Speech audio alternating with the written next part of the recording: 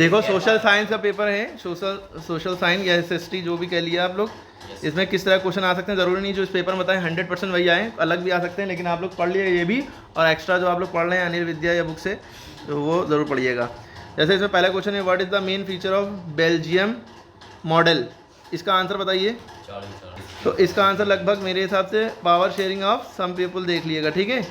उसके बाद अगला क्वेश्चन है आपका कि अगला क्वेश्चन है ड्यू टू विच इंसिडेंट, पढ़िए, due to which incident Mahatma Gandhi postpone non cooperation movement. Mahatma Gandhi ने नॉन कोऑपरेशन जो मूवमेंट उन्होंने चलाया था, है ना, वो पोस्टपोन कर दिया था बाद में।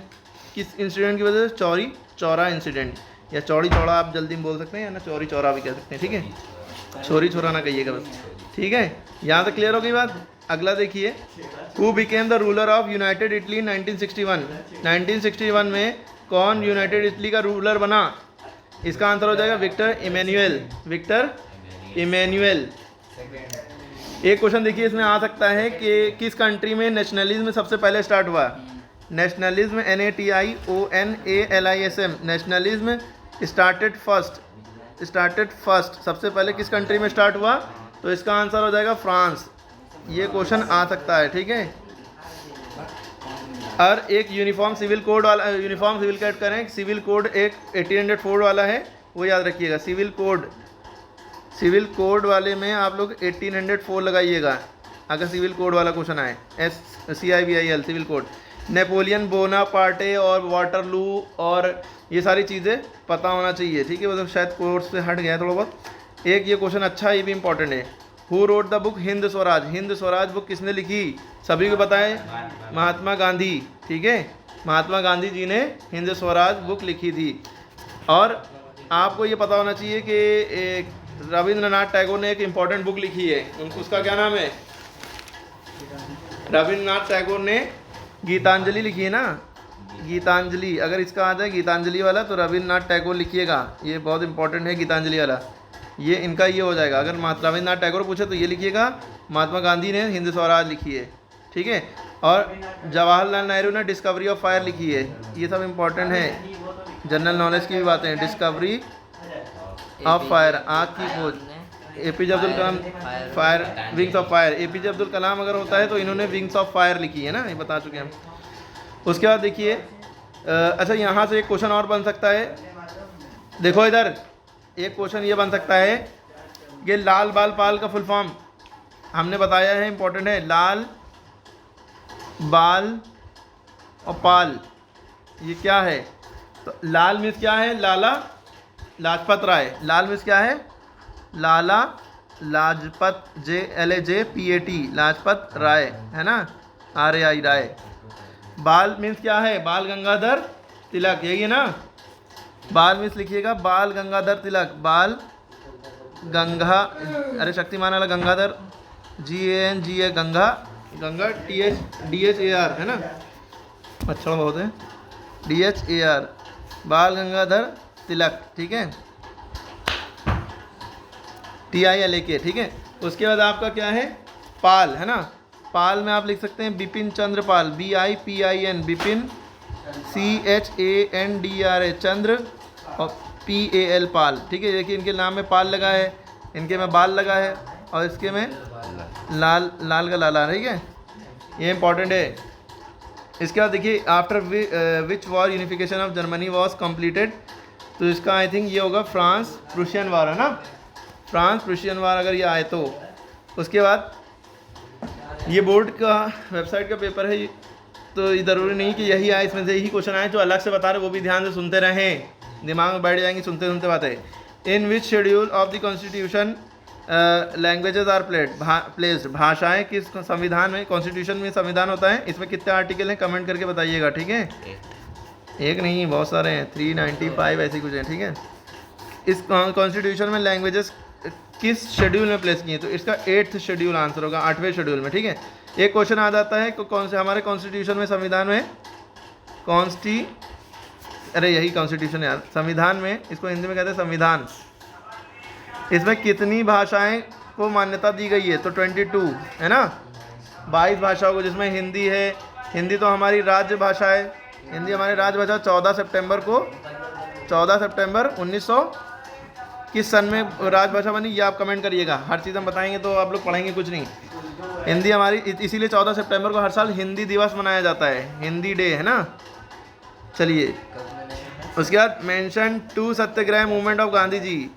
गांधी जी ने 2 सत्याग्रह के मूवमेंट कौन से किए, ये आप बुक में देख सकते हैं, गूगल भी कर सकते हैं, आसान है। Why democratic government is considered popular, democratic government popular क्यों कही गई, ये भी इंपॉर्टेंट है। Name 2 democratic countries situated in north eastern border. देखिए हमेशा ईस्ट इधर होता है, वेस्ट इधर होता है, नॉर्थ इधर होता है, साउथ इधर होता है मैप के ऊपर। तो नॉर्थ ईस्टर्न की बात हो रही है, यानी कि इधर इधर ये नॉर्थ और ईस्ट कहलाएगा ना। क्लियर हो रही है। नॉर्थ ईस्टर्न बॉर्डर में कौन सी कंट्रीज हैं। उसके बाद देखिए मैरीन एंड जर्मेनिया हुवर मैरियन और Germania objective of portraying them, ठीक है। और ये मोस्ट इंपॉर्टेंट क्वेश्चन है वो ये है, Rowlatt act, ROLATEACT, Gandhi ji ने क्यों इसको अपोज किया, ये इंपॉर्टेंट है बहुत। रोलैट एक्ट बहुत इंपॉर्टेंट है, बुक में देख लीजिएगा। अगर आपको इसके सबके आंसर चाहिए तो मेरी नेक्स्ट वीडियो को वेट करिए, हम उसमें सबके आंसर जो है अपलोड कर देंगे। क्वेश्चन भी होंगे और उसमें आंसर भी होंगे। जो इंपॉर्टेंट क्वेश्चन होंगे उनके सारे ही क्वेश्चन एंड आंसर और पूरा ऑब्जेक्टिव के आंसर सारे आंसर के साथ होगा। तो वेट करिए नेक्स्ट वीडियो का, ठीक है। उसके बाद name 3 challenges of mention the 3 challenges of the present democratic system. इस प्रेजेंट टाइम में डेमोक्रेटिक सिस्टम में कौन सी चैलेंजेस हमें फेस करने पड़ रहे हैं उनके बारे में लिखिए। या ये जो और लिखा होता है और भी तो होता है, या तो याला करो या तो याला करो, जिसके बीच में और लिखा हो। तो यहाँ पूछा गया है responsible governance and transparency are necessary in democracy. अच्छा ये भी क्वेश्चन इंपॉर्टेंट है। पहली बात डेमोक्रेसी पूछे जाए, democracy is the form of government of the people for the people by the people, है ना, ये ज़रूर याद रखिएगा। उसके बाद अगला question long question, mention 3 types of movement flows with in international economic change, ठीक है। Causes of great depression of first world war. अच्छा फर्स्ट वर्ल्ड वार के बारे में पूछ देंगे, फर्स्ट वर्ल्ड वार शुरू कब हुआ था, फर्स्ट वर्ल्ड वार कब शुरू हुआ था, कब खत्म हुआ था, ये हर बच्चे को पता होना चाहिए। फर्स्ट वर्ल्ड वार 1914 में शुरू हुआ था और 1918 में ख़त्म हुआ था, ठीक है। इसके बाद लीग ऑफ नेशन 1920 में लीग ऑफ नेशन फाउंड की गई थी कि ताकि अब वॉर ना हो, जंग ना हो, ठीक है। League of LEAGUE league of nation, ठीक है, NATION, ठीक। लेकिन फिर भी जंग हो गई, सेकेंड वर्ल्ड वार हो गया। सेकेंड वर्ल्ड वार फिर कब हुआ बताइए, सेकेंड वर्ल्ड वार कब हुआ था, 1939 में शुरू हुआ था और 1945 में ख़त्म हुआ था, है ना। इसमें हिरोशिमा और नागासाकी पर बम गिराए गए थे ना। हिरोशिमा जो जापान की स्टेट्स है, ये सिटी हैं, क्या है, हिरोशिमा और नागासाकी दो है ना, NAGASAKI, हिरोशिमा नागासाकी। 9 अगस्त और आई थिंक 9 अगस्त और 6 अगस्त 9 अगस्त 1945 में बम गिराए गए थे, एटम बम के, ठीक है। आज तक की इसका इफेक्ट ये है कि वहाँ के बच्चे हिरोशिमा नागासाकी के लंगड़े लूले अंधे बहर ऐसे इस तरह से पैदा होते हैं, अब नॉर्मल कहेंगे जैसे, ऐसे बच्चे पैदा होते हैं, ठीक है, ठीक है। तो what is meant by power sharing, Hitler का इसमें रोल था सेकेंड वर्ल्ड वॉर में ना। What is meant by power sharing, what is necessary, important है। फेडरलिज्म मोस्ट इंपॉर्टेंट है। और एक क्वेश्चन है लाइब्रलिज्म। ये दोनों क्वेश्चन गूगल कर लिए, अगर आंसर नहीं चाहिए पता चलने तो आप वेट करिए, वीडियो डालेंगे। फेमिनिज्म हमने बताया है इंपॉर्टेंट है, फेमिनिज्म, ठीक है। ये सारे इंपॉर्टेंट क्वेश्चन है, फेमिनिज्म, लाइब्रलिज्म, फेडरलिज्म, जिसमें इज्म लगा है वो सब इंपॉर्टेंट है। उसके बाद देखिए ये सारे आंसर आप लोग को खुद से करने हैं। अभी हम आंसर बता देंगे, अभी हम मैप वाली वीडियो डालेंगे, मैप आपको कैसे करना है, ठीक है, उसका वेट करिए। The place where Jallianwala Bagh incident या मैसेकर टुक प्लेस, पंजाब में जलियांवाला, अमृतसर पंजाब है ना, इसका आंसर हो जाएगा अमृतसर पंजाब। अच्छा ये जो क्वेश्चन मैप वाले आएंगे इसको कैसे करना होगा, ये क्वेश्चन उतरा होगा क्वेश्चन नंबर 4 का 1, उसके आगे आप क्वेश्चन नंबर 4 का 1 क्वेश्चन नहीं उतारिएगा ज़्यादा, बस 4 के 1 का जो आंसर है ये आंसर आपने लिख लिया। आंसर लिखना ज़रूरी है। और जैसे ये कॉपी है ना, और ये 2 पेज है ना, बीच में यहाँ पे मैप चिपकाइएगा, थ्रेडिंग बाद में करिएगा, पीछे से है ना, यहाँ पे मैप चिपकाइएगा इस साइड, और यहाँ पे मैप में ये प्लॉट किया, मैप ये यूँ करके बना होगा ना, मैप में पंजाब में जहाँ पे जो बीच से पॉइंट लगाया, पहले का 1 डाल के पंजाब लिख दिया, ठीक है, अमृतसर लिख दिया। और यहाँ पे कॉपी में 1 का आंसर अमृतसर ऐसे करिएगा, ठीक है। आंसर सामने लिखा हो और मैप सामने लगाओ, तभी नंबर अच्छे मिलेंगे, वरना कट जाएंगे नंबर। और बहुत से लोग जो है कॉपी बांध देते हैं, एकदम लास्ट पेज पे मैप लगाते हैं, ये मत करिएगा। मैप जो है आपका निकल के कहाँ गिर जाएगा किसी को नहीं पता है। कॉपियाँ इधर उधर जाती रहती है ना, ट्रांसफ़र होती रहती है चेक होने के लिए। मैप हमेशा कॉपी के बीच में लगाना चाहिए। अगर कोई लाया हो मैप, लाया हो अभी एक वीडियो लाया हो तो ठीक है, देखो अभी हम एक मैप वाली वीडियो बता देंगे कहाँ पे लगाएंगे आप, ठीक है। इसके बाद देखिए ये हो गया, Gandhi ji made salt law, क्या होगा, डांडी। ज़्यादातर गांधी जी से रिलेटेड ज़्यादा क्वेश्चन आए तो मोस्टली जो है गुजरात लिखिएगा, GUJRAT। अगर ना आता हो कुछ भी तो गुजरात में लिखा है। गुजरात किधर है, ये जो इंडिया का नक्शा होता है यूँ करके यहाँ पे जो, ठीक है, यूँ करके हमारे, ठीक है, यहाँ पे जो इधर वाला होता है ये गुजरात होता है, एकदम वेस्ट में, इंडिया के जो वेस्ट में जो है गुजरात होता है। ऊपर लद्दाख ले है, नीचे जो है तमिलनाडु है, इधर अरुणाचल प्रदेश है, बीच में मध्य प्रदेश भोपाल है ना। यहाँ पे राजस्थान, सबसे बड़ा स्टेट इंडिया का राजस्थान है। एक क्वेश्चन इसमें ये आ सकता है कि यूपी की कैपिटल क्या है, तो आप लोग पहले ये समझिए इंडिया की कैपिटल क्या है, भारत की कैपिटल राजधानी क्या है। भारत की राजधानी दिल्ली है, दिल्ली, ठीक है, DELHI, ठीक है। इंडिया की कैपिटल दिल्ली से पहले क्या थी, कोलकाता थी, कलकत्ता, कैलकटा जिसे कहते थे, अब कोलकाता कहते हैं ना। इंडिया की कैपिटल कोलकाता थी, 1911 तक कोलकाता रही, 1911 के बाद से दिल्ली हो गई थी, ठीक है।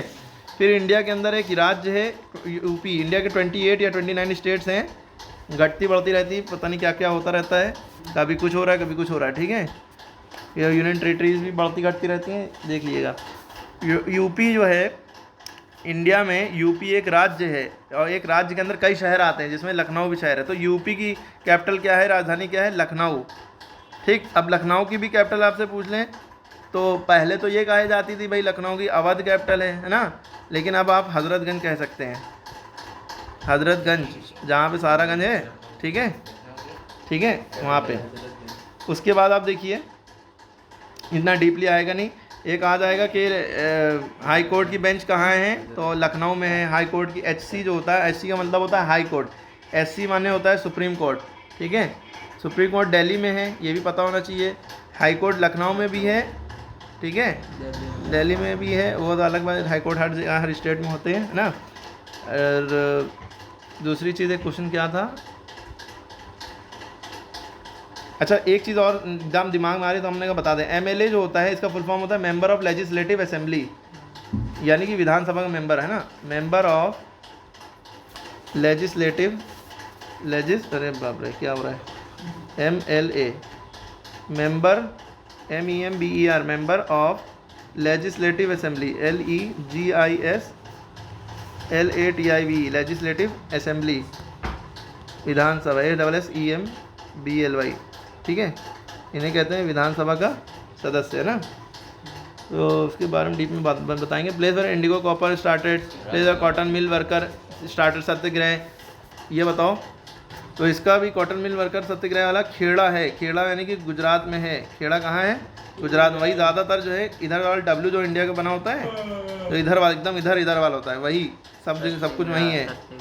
गांधी जी ने करा, गांधी जी का रिलेटेड, ठीक है, गांधी जी से रिलेटेड है सत्याग्रह, तो बस गांधी जी रिलेटेड ज़्यादातर बातें गुजरात में, गांधी जी वहीं पैदा होते ना, Gujarat, Porbandar. Place where first session of Indian National Congress 1920 held. तो इसका अगर यहाँ 1920 लिखा हो ना, इंडियन नेशनल कांग्रेस में बहुत सारा क्वेश्चन बनते हैं। अगर 1920 लिखा हो, 1920 में आप आंसर लिखिएगा नागपुर, नागपुर। लेकिन अगर यही पूरा क्वेश्चन हो, है ना, ये चीज़ आप भरिए, प्लॉट भी करिएगा। नागपुर कहाँ है भाई, नहीं, इंडिया में नीचे वाले, ठीक है। उसके बाद अगर यही क्वेश्चन आए, पूरा यही क्वेश्चन लिखा हो, यहाँ भी ईयर चेंज हो, 1920 की जगह 1927 हो, है ना, 1927 लिखा हो, तो इसका आंसर हो जाएगा मद्रास, MADRAS, मद्रास चेन्नई, है ना। और अगर इसमें यहाँ पे 1927 भी ना हो, यहाँ पे लिखा हो 1929, तब इसका आंसर कुछ और हो जाएगा, तब लाहौर हो जाएगा इसका आंसर, तब लाहौर। लाहौर कहाँ, पाकिस्तान साइड है, इंडिया जैसे ये है, यहाँ पे है ना, पाकिस्तान में है लाहौर, ठीक है, LAHORE। तो ये सब याद रखिएगा। नागपुर, लाहौर, मद्रास, ये 3 तरह के आते हैं। कांग्रेस क्वेश्चन यही होगा, ठीक है। जलियांवाला बाग कहाँ हुआ? अच्छा ये जो है ये वाला मत करिएगा। ये देखिए विजुअली इम्पेयर्ड स्टूडेंट के लिए लिखा है, जो आंखों से देख नहीं पाते हैं, जो ब्लाइंड होते हैं, ये उनके लिए है। ये ओनली लिखा है उनके लिए है वो, क्योंकि वो टैक्टाइल होता है, वो छू छू के समझते हैं उंगलियों से अपनी। जो ब्रेल पढ़ा ना, Braille, John logy Braille script आपने सुना होगा, उन लोग उससे देखते हैं, ठीक है, वो उंगलियों से टच कर करके, ठीक है। उसके बाद देखिए ये आप लोग करिए, ये MCQ है, multiple choice question part B. In which of the following state terrace cultivation practice. फिर उसके बाद देखिएगा, इसमें तो वैसे सभी आंसर सही हैं। पंजाब में भी होता है, हिली एरियाज में ज़्यादातर होता है, ऊपर वाल तो हरियाणा भी है, उत्तर प्रदेश भी है, उत्तराखंड भी है। उत्तराखंड ज़्यादा लगा दिए, वरना पंजाब हरियाणा वहाँ ऑप्शन थोड़े दूसरे हो सकते हैं, तो इनमें से कोई भी हो सकता है, क्योंकि ये सब जगह होता है mostly. Which one of the following rabi crop. अच्छा रबी क्रॉप और खरीफ क्रॉप में फ़र्क बताओ। एक होता है विंटर यानी विंटर सीजन, जाड़ों में रबी क्रॉप उगती है ना। समर सीजन खरीफ क्रॉप को समर से याद रखिएगा। और जायद क्रॉप भी होती है ना। हाँ, तो ये जो इसका जो आंसर होगा, इसका वैसे मिलेट होगा, सॉरी ग्राम होगा, ग्राम माने चना, ठीक। अरे रबी क्रॉप उसे कहते हैं जो सोन इन विंटर, यानी कि विंटर में बोई जाए, यानी कि नवंबर वगैरह में, नवंबर से विंटर शुरू होने लगते हैं, जाड़े शुरू होने लगते हैं, जब बोई जाएँ और मार्च में गर्मियों में काटी जाए, तो ये रबी क्रॉप होती हैं। अच्छा वो वहाँ ऑप्शन डिफरेंट भी हो सकते हैं, अलग भी हो सकते हैं, तो आप सभी याद रखिए। रबी क्रॉप क्या क्या होंगी? गेहूँ हो जाएगा, वीट यानी कि गेहूँ रबी क्रॉप में आ जाएगा, ग्राम यानी चना रबी क्रॉप में आएगा, मस्टर्ड यानी सरसों का तेल, जो आप देखते नहीं है सरसों, MUSTARD कड़वा तेल जो होता है, वही मस्टर्ड का। फिर इसका मटर, पीज, ये सब क्या होंगी? रबी क्रॉप होंगी।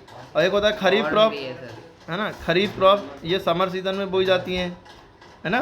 तो इसमें क्या होगा? इसमें हो जाएगा कॉटन और धान यानी पैडी में धान हो गया। मेज़ माने मकई, MAIZE मेज़। और मूंगफली GROUND ग्राउंड, NUT नट, ग्राउंड नट, ये सब क्या होंगी? खरीफ क्रॉप होंगी। तो इनमें से कोई भी ऑप्शन आ सकता है, ये ध्यान देना है। विंटर क्रॉप में गेहूँ, चना, सरसों, मटर। खरीफ क्रॉप में कॉटन, पैडी, मेज़, ग्राउंड नट, ये सब, इनमें से कोई भी ऑप्शन आ सकता है, ठीक है। फिर उसके बाद अगला क्वेश्चन है, तो ये कोडरमा इन झारखंड वाला देखिए। Koderma in Jharkhand is the leading producer which of the following mineral. Koderma में कौन सा मिनरल प्रोड्यूस होता है, पैदावार होती है? माइका, ठीक है, माइका टिक लगाएंगे, ठीक है। लड़कियों का माइका नहीं है, माइका अलग होता है। In which of the following state in black soil is mainly found, बहुत इंपॉर्टेंट। देखिए इस तरह के क्वेश्चन में आप लोग बहुत कंफ्यूज होंगे, क्योंकि आप लोगों ने अगर बुक में पढ़ा होगा तो जैसे कहा गया है in which of the following state black soil, काली मिट्टी कहाँ पाई जाती है मेनली, तो आपको पता है काली मिट्टी तो गुजरात में भी पाई जाती है, ठीक है, लेकिन गुजरात ऑप्शन में नहीं है, कोई बात नहीं। महाराष्ट्र में पाई जाती है, महाराष्ट्र है ना, MAHARASHTRA, ठीक है, महाराष्ट्र में, तो महाराष्ट्र ऑप्शन में, चलो ये हो जाएगा। लेकिन आपको पता होना चाहिए कि कर्नाटका में भी होती है, MP में भी होती है, मध्य प्रदेश में भी होती है, ठीक है। तो ये सब पता होना चाहिए। देखिए इसमें जो है ऑप्शन महाराष्ट्र है, तो महाराष्ट्र हो जाएगा, लेकिन राजस्थान में भी होती है कहीं ना कहीं, एक बार पढ़िएगा, तो महाराष्ट्र टिक लगा सकते हैं। राजस्थान और महाराष्ट्र में आप कंपेयर करना पड़ेगा कहाँ मेनली पाई जाती है, तो अब तो आंसर आगे पीछे होंगे, ठीक है। चलिए फिर भी आप महाराष्ट्र राजस्थान में कोई भी लगा सकते हैं।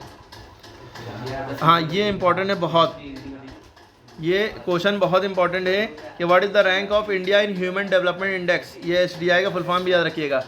ह्यूमन डेवलपमेंट इंडेक्स में इंडिया की रैंक जो है वैसा तो 131 है, लेकिन क्योंकि इसमें ऑप्शन नहीं है तो 130 आप टिक लगा दिएगा। 131 तो आप लोग 130 टिक लगाइएगा, 131 ऑप्शन में नहीं हो सकता है, हो भी 131 आप टिक लगाइएगा, ठीक है। एक चीज़ आप फुल फॉर्म आपसे पूछा जाता है, UNDP हो सकता है इसके बारे में पूछ लिया जाए, यूनाइटेड नेशन। UN का हमेशा फुल फॉर्म यूनाइटेड नेशन ही होता है। और D for development, DEVELOP development, और P फॉर प्रोग्राम, ठीक है, डेवलपमेंट प्रोग्राम, ये UNDP का फुल फॉर्म हो गया, ठीक। इसके अलावा आप which type of country in India in terms of income, which type of country is India in terms of income, इनमें से क्या हो सकता है? तो इसमें क्या कहा गया, इंडिया जो है, India which type, which type of countries India in terms of income, income के मामले में, कमाई के मामले में इंडिया किस में आती है? बहुत ज़्यादा हाई इनकम है ये तो नहीं है, यूएसए की होती है, जापान है, ये सब है। मिडिल में भी नहीं आएगी, लो में भी नहीं आएगी, तो नन ऑफ दिस। वो एक्चुअल में होता है लोअर मिडिल, एक वर्ड होता है लोअर मिडिल, मतलब मिडिल के करीब है, मिडिल कह नहीं सकते लेकिन मिडिल के करीब है, इसका मतलब ये होता है। तो लो है, मिडिल है लेकिन लोअर मिडिल नहीं है, तो नन ऑफ दिस, इनमें से कोई नहीं। ठीक है, ये ऑप्शन यहाँ तो दिया होता। अरे इसके बाद देखिए बहुत इंपॉर्टेंट, बायोटिक अबायोटिक में डिफरेंस। बायो मीन्स होता है लाइफ, अबायोटिक बेजान, ठीक है, non living, living non living की तरह समझ लो इसको। फिर उसके बाद एक बहुत इंपॉर्टेंट क्वेश्चन है जीडीपी। आप लोग सुनते होंगे इंडिया की जीडीपी डाउन हो गई, ये डाउन हो गया, वो डाउन हो गया, इतने टाइम। तो जीडीपी के बारे में अगर आएगा तो आप बस इतना लिख दीजिएगा कि it is the total of all value added created in economy, total of TOTAL of all value VALUE value added यानी कि जोड़ी जाए, क्रिएट की जाए, created in an economy, ECONOMY economy. ठीक है, इतना आप लिख सकते हैं। जीडीपी के फॉर्मूले भी होते हैं, कॉमर्स में है, कॉमर्स का नहीं लिखना आपको। तो इसके बाद what is the another name of disguised employment. Disguise मतलब भेज बदल के, मतलब अनएम्प्लॉयमेंट में भी तो होता है बेरोजगारी, है ना, बेरोजगारी। ठीक है, अनएम्प्लॉयमेंट मीन्स बेरोजगारी, एम्प्लॉयमेंट मीन्स रोजगारी। ठीक है, अन हटा दो तो रोजगार हो जाएगा। तो इसका क्या होगा? तो डिस्गाइज अनएम्प्लॉयमेंट को कह सकते हैं, अनएम्प्लॉयमेंट बेरोजगारी। तो इसको आप दो नामों से जान सकते हैं, एक अंडर एम्प्लॉयमेंट कह सकते हैं इसको, अंडर एम्प्लॉयमेंट, डिस्गाइज एम्प्लॉयमेंट को कह सकते हैं, एक अंडर एम्प्लॉयमेंट हो गया। और एक दूसरा नाम आप इसका लिख सकते हैं हिडन अनएम्प्लॉयमेंट। हिडन माने छुपी हुई, हिडन अनएम्प्लॉयमेंट, अनएम्प्लॉयमेंट। ठीक है, स्पेलिंग देख लीजिएगा।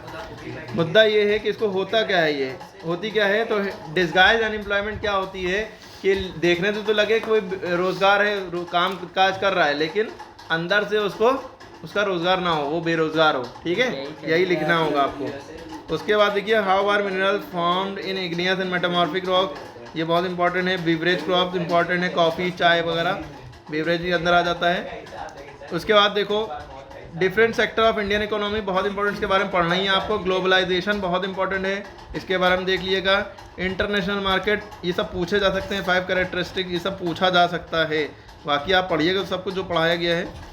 मीन्स ऑफ ट्रांसपोर्ट, मीन्स माने होता है जरिए, भाई मीन्स ऑफ ट्रांसपोर्ट में है क्या हो गया, कार, बस, ट्रेन, है ना, ये सब हो सकता है। बाकी आप इसके अंदर जो भी लिख दें, एरोप्लेन, ट्रेन, कुछ भी। ठीक है, what are legal measure taken by government to empower consumer in India, consumer को एम्पावर करने में क्या सरकार मदद करती है, क्या लीगल मेजर है।